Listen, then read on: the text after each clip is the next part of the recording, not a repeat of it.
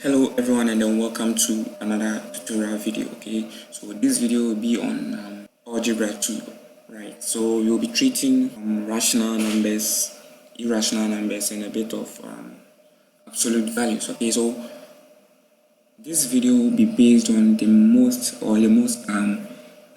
salient subtopics, okay, under algebra. Okay, so not every topic, okay, not every single topic will be treated.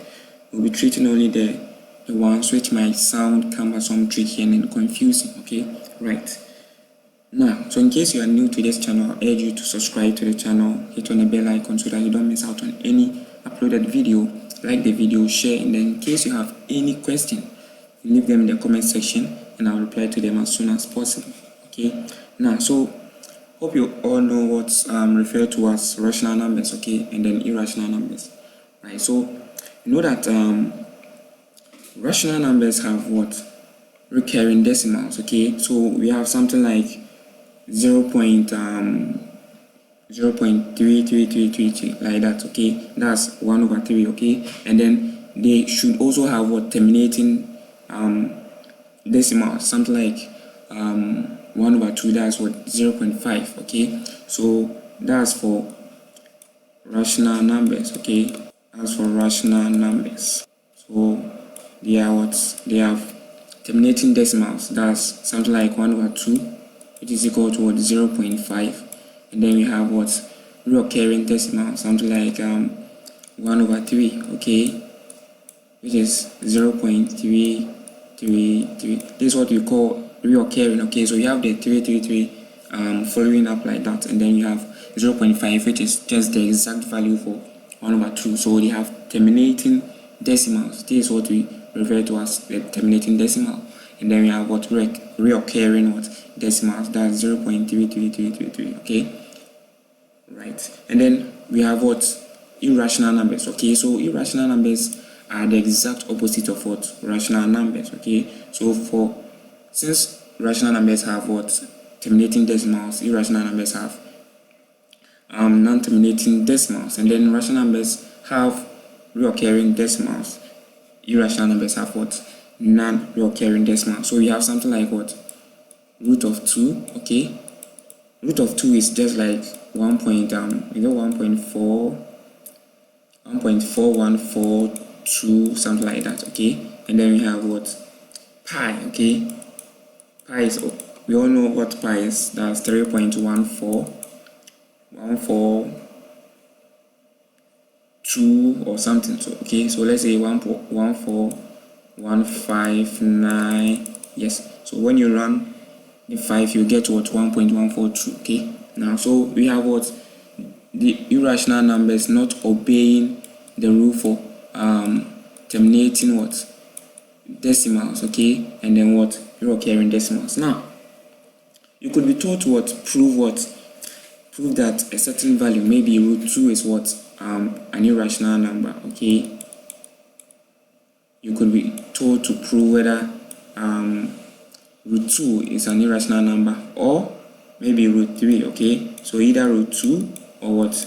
Root 3, okay? So let's see how we go by that. Let's see how you can prove, okay? So you have to prove, okay? Prove that let's say this I, okay? Then you have I. We should prove that they are what? Irrational numbers, okay? Or we should prove that, these two values, okay, are not rational numbers, okay? So this is how you go by that. Let's see how we solve for such a question, okay? So you might meet this kind of question in your what? Either practice test or exams or whatever, okay? So first, you need to equate, note that rational numbers can be represented in a fraction form, okay? Something like this, okay? That's 1/2, okay? So we need to represent root 2, okay? We need to equate this root 2 to a certain fraction, okay? So let's say it could be x, y, okay? Could be ab, could be cd, could be anything, provided it's what? As a fraction, okay? So we have, let's say we have a on b, okay? So these are what?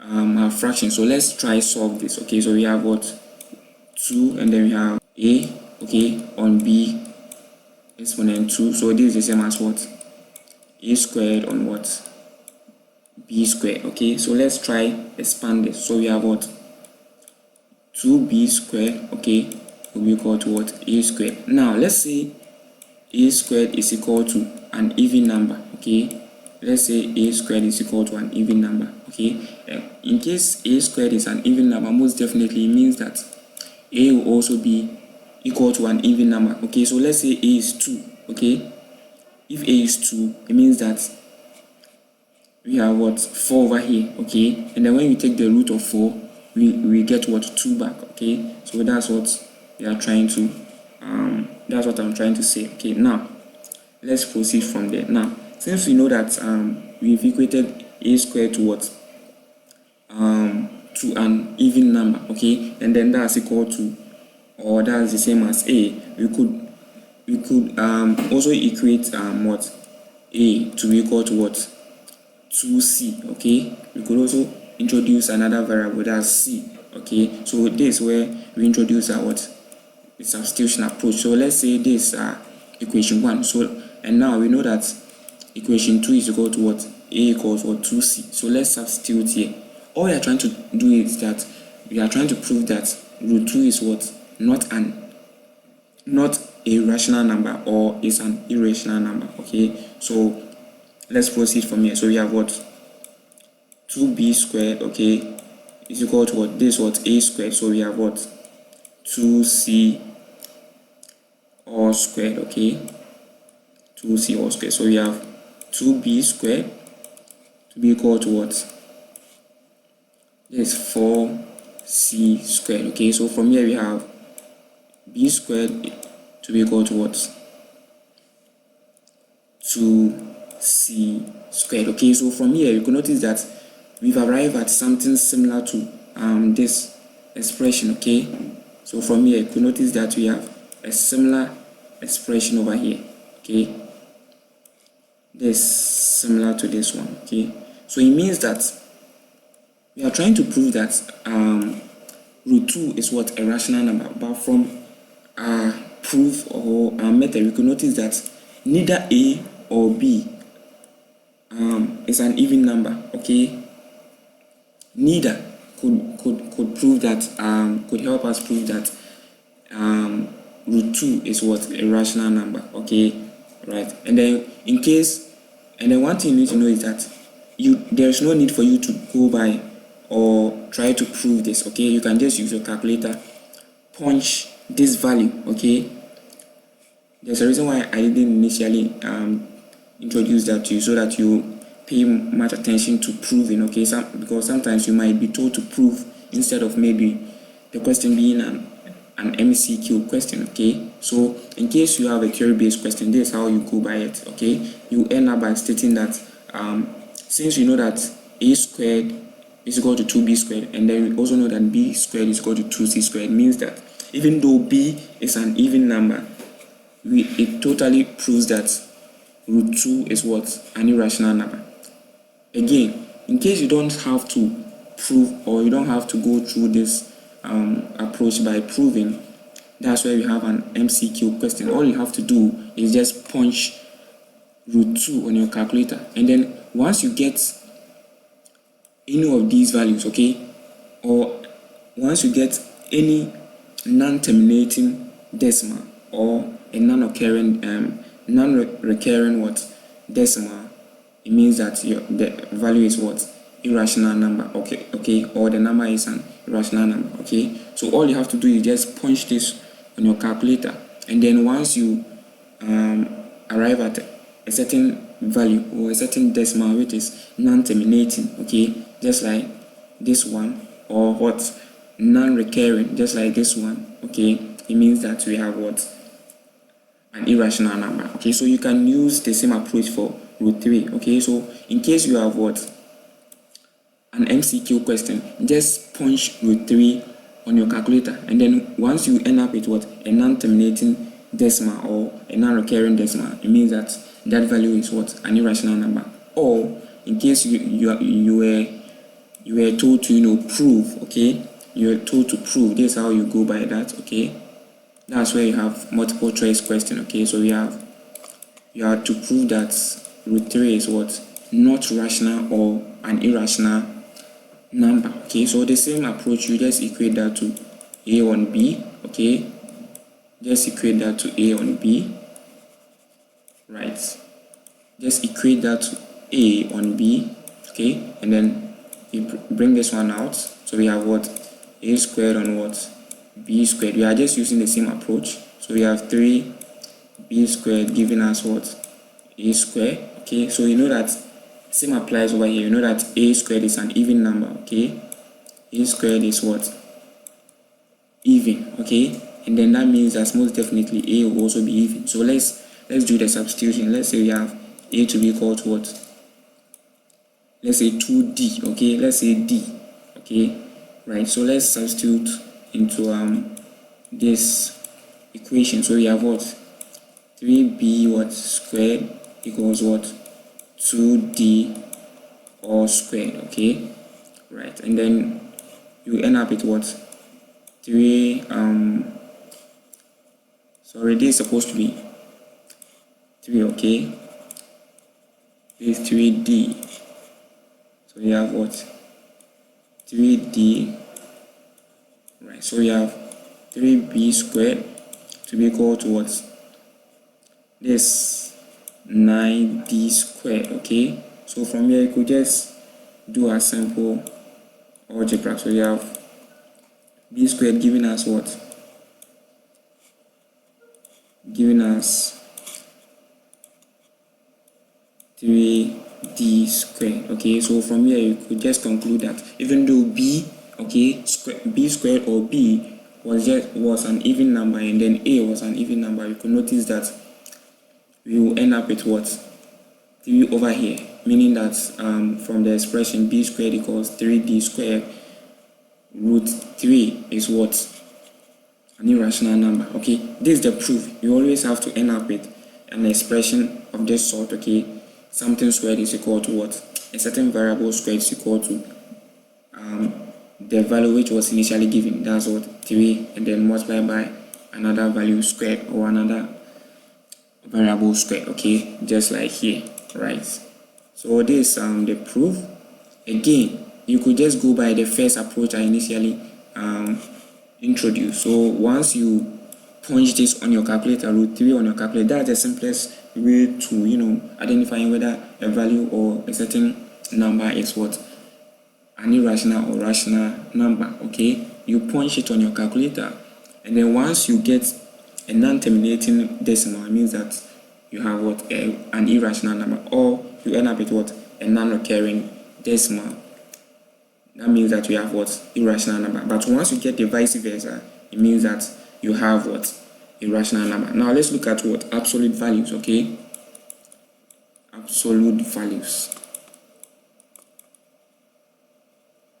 Absolute values. Now, you could be told to prove that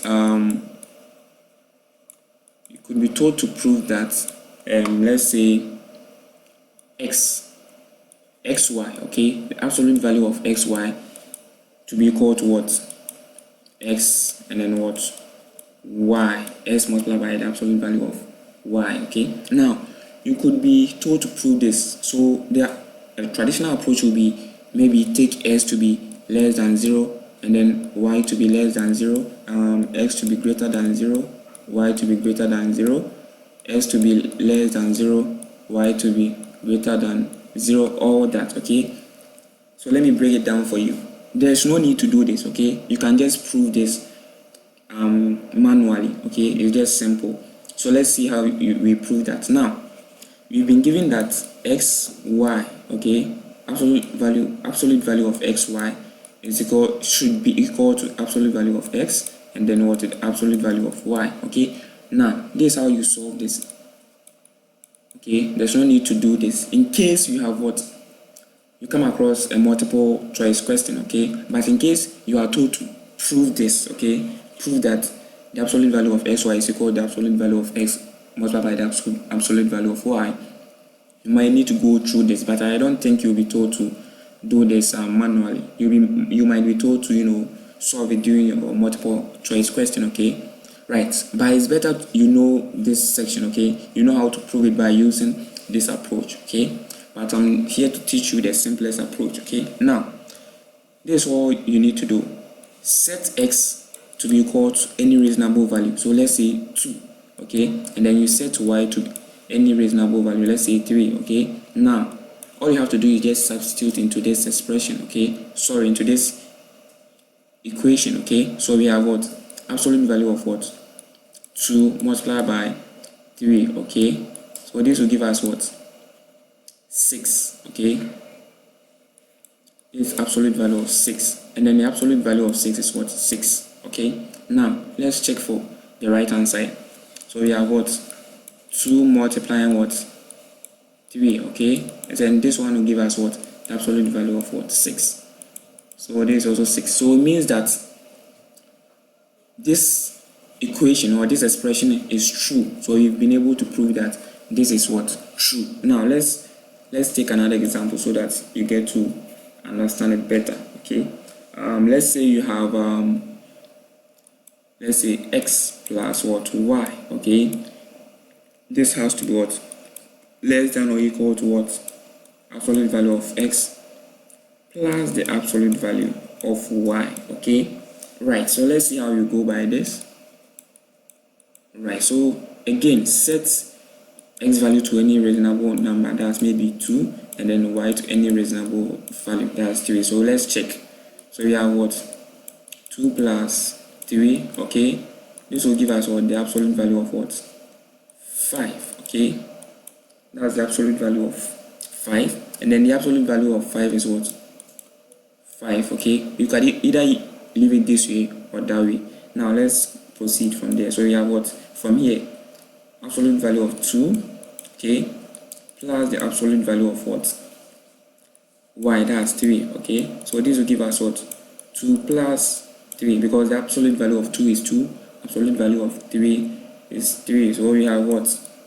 2 plus 3 is what? 5. So from here you can notice that the left hand side is less than or equal to the right hand side, because we have what? 5 over here, and then we have what? 5 over here. So let's take a scenario where we have different values. Let's say we have what? X to be equal to what? 2. Okay, and then y to be equal to what? Negative 3. Okay, let's just solve this and see whether you will end up with something reasonable. So we have what? 2, okay, plus minus 3. Okay, so from here, x absolute value of x plus y. So we have 2 plus minus what? 3. Okay, so this is equal to what? Absolute value of minus 1. Okay, so 2 minus 3 is what? Minus 1. Okay, and then the absolute value of minus 1 is what? 1. Okay, so let's check for the other side. So we have what? Absolute value of 2, okay, plus the absolute value of what? Minus 3. Okay, so this will give us what? Absolute value of 2 is what? 2. Absolute value of what? Negative 3 is what? Positive 3. Okay, so this will give us what? 5. So it means that in case you use a certain value like this or this format, you would end up with different values. Okay, so you will notice that the left hand side was we ended up with what? Positive 1, and then what? The right hand side we had what? 5. Okay, so that's why I would urge you to use positive values, okay, when trying to prove this, because I know some of you might come in the comment section and then ask whether they could use negative values. Okay, so when you use negative values you might get errors. Okay, always use positive values, just like these examples. Okay, right, I hope you understood this section of the Algebra 2 course, and then in case you have any questions, just leave them in the comment section. I'll reply to them as soon as possible. And then in case you are new to this channel and then you would want to see more of these insightful tutorial videos, all you have to do is just click on the subscribe button, turn on your post notification, and then I will see you in the next video.